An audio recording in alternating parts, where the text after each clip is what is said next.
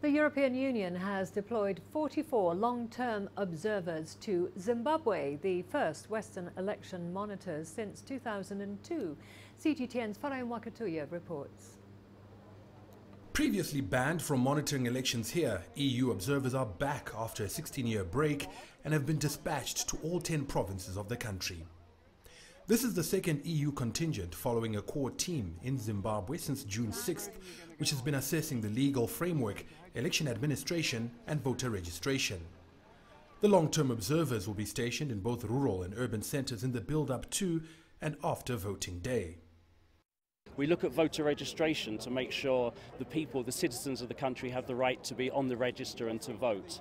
We look at the election campaign and whether political parties enjoy freedom of movement, freedom of assembly and freedom of speech, and whether if they're non-violent and all those aspects. And then on election day we look to see whether the people have the right to vote and the free expression of the will of the electors without intimidation.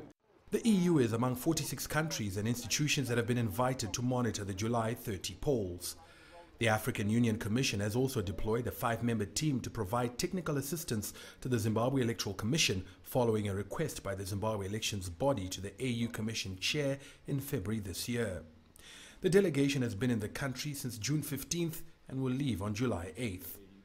Zimbabwe is holding its first election since the resignation of longtime leader Robert Mugabe. A record 23 candidates are running for president. The incumbent, Emmerson Mnangagwa, has promised a free and fair contest. All parties participating in the elections will sign a peace pledge next Tuesday, committing to violence-free campaigning as the country looks to break a recent history of disputed polls. Saturday's EU deployment will be followed by another team of short-term monitors expected just before the ballot. On election day, there will be a 140-strong contingent of observers who will be the eyes and ears of the EU bloc in assessing the fairness and credibility of this election, which is crucial for Zimbabwe's re-engagement with the international community. Farai Mwakutuya, CGTN, Harare, Zimbabwe.